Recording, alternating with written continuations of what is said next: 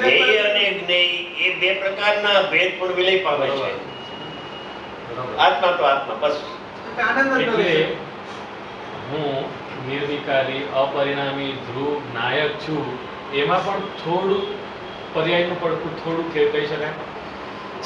એને ઓળંગી જવાની વાત છે. આપણે એને ઓળંગીએ પછી આ જ્ઞેયની વાતમાં હવે ધ્યેયનું વાત અત્યારે યાદ ન કરવી.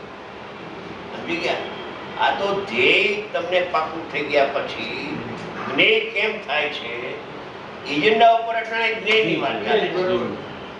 મારી પદ્ધતિ છે, જે વિષય ચાલતો હોય એ વિષયને ટચ કરો. ઓલી વાત તો આપણે થઈ ગઈ. ધ્યેય કોને કહેવાય એ તો થઈ ગઈ વાત, એમાં પર્યાય નથી.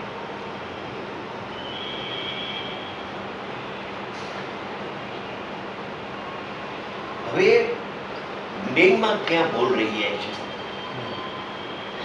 ધ્યેયની તો આપણે બહુ સ્પષ્ટીકરણ કર્યું, પણ જ્ઞેયની ભૂલ પણ ક્યાં રહી જાય છે એ તમને બતાવો. જ્ઞેયની ભૂલ હશે ત્યાં સુધી અનુભવ નહીં થાય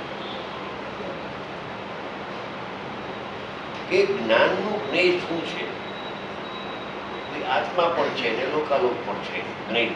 જ્ઞેય તો છે ને, અહીંયા જ્ઞેય છે ને આ જ્ઞેય છે. આ નિશ્ચય જ્ઞેય ને વ્યવહાર જ્ઞેય, પણ બે પ્રકારના જ્ઞેય તો છે ને. સમજી ગયા? બે પ્રકારના જ્ઞેય છે એટલે જ્ઞાનનો સ્વભાવ સૌ પ્રકાશક બરાબર છે. જ્ઞાન આત્માને જાણે અને પરને પણ જાણે, સૌ પ્રકાશક. સમજી ગયા? એ પક્ષમાં અનુભવ નહીં થાય.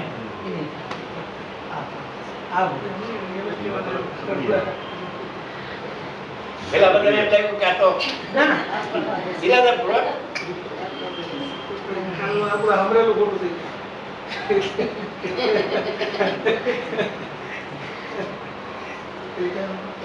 જ્ઞાનનો ઉપયોગ આત્મસન્મુખ પણ રહીએ અને પરસન્મુખ પણ રહીએ એમ કોઈ કાળે બને નહીં. જ્યાં સુધી પરસન્મુખ છે ત્યાં સુધી સ્વસન્મુખ છે નહીં. અને ઉપયોગ સ્વસન્મુખ થયો તો થયો, એ ઉપયોગ પરસન્મુખ થતો નથી. અને જે પરસન્મુખ થાય છે એ ઉપયોગી નથી, અનુપયોગ છે. એ તો ઇન્દ્રિય જ્ઞાન છે. સર્વિકલ દશામાં આવે ત્યારે ઇન્દ્રિય જ્ઞાન પાછું પ્રગટ થાય છે, પરને જાણે છે. અત્યારે તમે જે કહો છો એ પદ થયું. અત્યારે તમે જે કહો છો એ પદ થયું. કોઈ તમે સ્વમાં રહી શકો અત્યારે કે બંને વસ્તુ ન રહી શકે. શું સમજાણું નહીં? એમ કે છે કે આપ જે પ્રકાશો છો અને અમે સાંભળીએ છીએ, તો એ અમારું જ્ઞાન તો પર થયું. પણ આપ સ્વમાં રહી શકો છો કહેતી વખતે આપ સ્વમાં રહીને બોલો છો એમ? જ્ઞાની બધાય રહી શકે છે. જે જ્ઞાની હોય રહી શકે.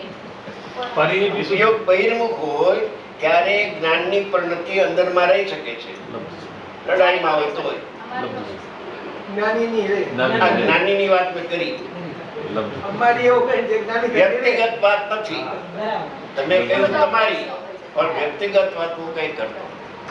જ્ઞાની હોય એની પરિણતિ અંદરમાં 24 કલાક ખાતા પીતા હાલતા ચાલતા સૂતા બેસતા.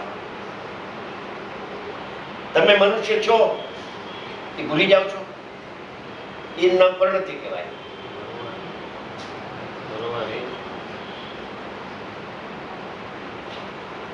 પરિણતિને વિકલ્પની જરૂર ન હોય. એટલે બંને ચાલુ રહી શકે, અતિન્દ્રિય અને ઇન્દ્રિય બંને સાથે. આ બે સાથે સાધકને રહી શકે છે. થોડું અતિન્દ્રિય જ્ઞાન પ્રગટ તો થઈ ગયું છે, હજી પૂરું પ્રગટ નથી થયું કેવળ જ્ઞાન. ત્યાં સુધી ઇન્દ્રિય જ્ઞાન પ્રિય છે અને ઇન્દ્રિય જ્ઞાન પરની પ્રસિદ્ધિ કરે છે. પણ ઇન્દ્રિય જ્ઞાન પરની પ્રસિદ્ધિ કરે છે એ જ્ઞાન મારું નથી, એ ઇન્દ્રિય જ્ઞાન તમારું નથી. હું પરને જાણું છું તો થઈ રહ્યું.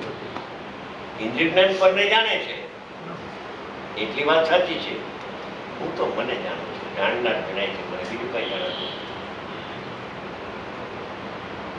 એ પરિણતિમાં ઉપયોગ ભલે 12 હોય,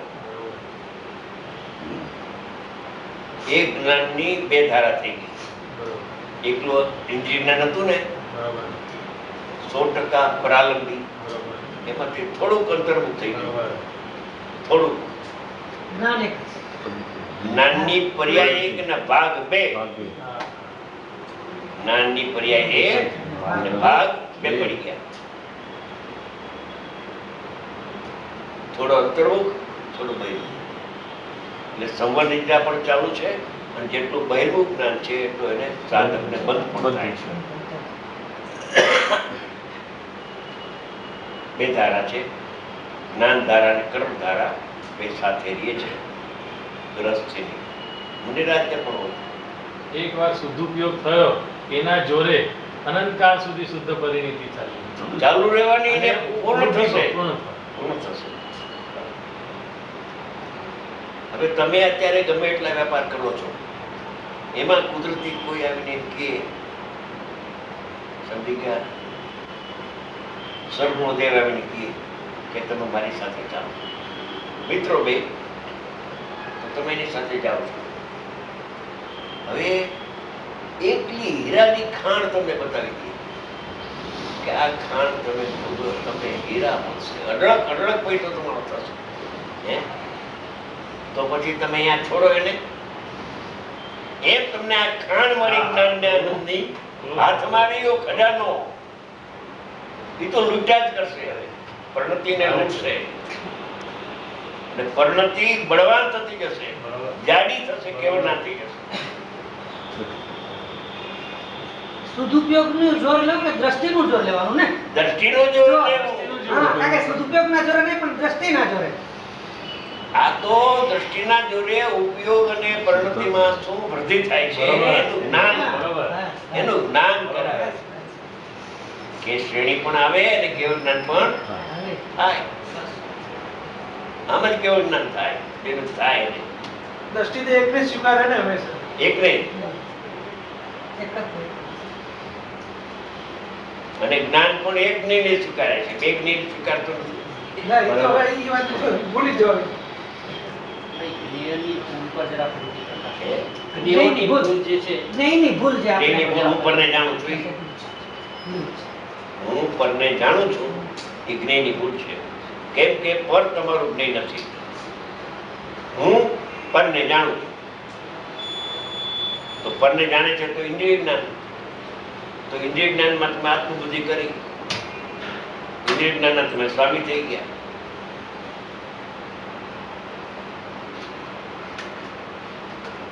આ 10 કથા છે ને, એકલી સ્વપ્રકાશકની ગાથા છે. એકલી સ્વપ્રકાશક છે એમ નહીં, પરનો નિષેધ કરે છે કે આત્માનું જ્ઞાન આત્માને જ જાણે છે અને દેવગુરુ શાસ્ત્ર ન જાણે. આત્માનું જ્ઞાન આત્માને જ જાણે. કથનચિત સ્વર અને કથનચિત પર એમ નથી. સર્વથા આત્માનું જ્ઞાન સ્વપ્રકાશક જ છે અને ઇન્દ્રિય જ્ઞાન એકલું પર પ્રકાશક છે. બે ભાગલા પાડી દીધા છે. આ સ્વપર પ્રકાશક નો ફેસલો છે. આમાં સમજે છો એટલા માટે કાલે એક્સ્ટ્રા લીધું થોડું. અત્યારે સ્વપર પ્રકાશકની ચર્ચા બહુ ચાલી છે. એ ચર્ચા ચાલતી હોય ત્યારે તમારે કેવું કે આ 10 ગાથા પંડિતજી રાજ સમજાવો નથી, આ 10 ગાથા જરા સમજાવો નથી, મારે સમજવી છે બસ. પછી જ્યાં મૂળ ગાથા આવે ને ત્યાં તમારે લઈ જવું. એમાં લખ્યું હોય કે આ શબ્દ છે તે કર્ણગોચર છે, ખુલ્લું છે. અહીંયા શબ્દ છે તે કર્ણગોચર છે શબ્દ, એટલે જ્ઞાનગોચર નથી. ઓલું જ્ઞાનગોચર કે છે તમને, મને સમજાતું નથી. આમાં આમ લખ્યું છે. હવે તમે જ્ઞાનગોચર કહો તો મને સમજાવો કે આત્માનું જ્ઞાન છે એ શબ્દને જાણે કે ન જાણે? તો કે સ્વપર પ્રકાશક છે, આત્માને જાણે ને શબ્દને જાણે. ખોટી ખતવણી થઈ ગઈ. તમે તરત સમજી જાઓ કે આમાં કઈ છે. આ વ્યવહારના પક્ષોનો જીવ છે. ને ભાઈ કર્ણગોચર કીધું કાનનો ઉઘાડ લે. કાનનો ઉગાડ અહીંયા આ છે ને કર્ણ એટલે કાન. કાનનો ઉઘાડ. પણ આ ન જાણ્યો. હા, એ કીધા અહીંયા ઉગાડો. ભાવેન્દ્રની વાત. ભાવેન્દ્રી જાણે. ભાવેન્દ્રી જાણે ને મારું જ્ઞાન ન જાણે એટલે સ્વપ્રકાશક થયું કે સ્વપર પ્રકાશક થયું? બોલ. સ્વપ્રકાશક જ. હે? સ્વપ્રકાશક જ થયું. કથનથી સ્વપર પ્રકાશક નહીં. સર્વથા. તારા પિતાજી ગયા ગયા છે? ના છે. ઠીક.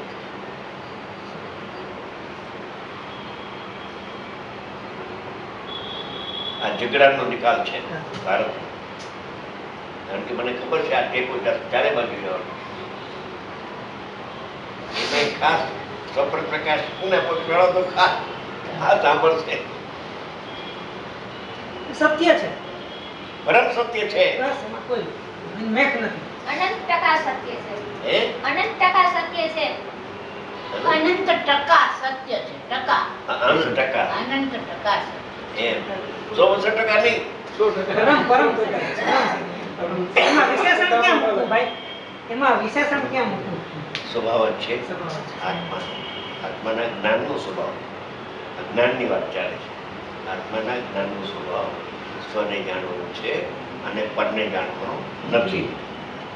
ક્યારે કે સંયુક્ત થાય ત્યારે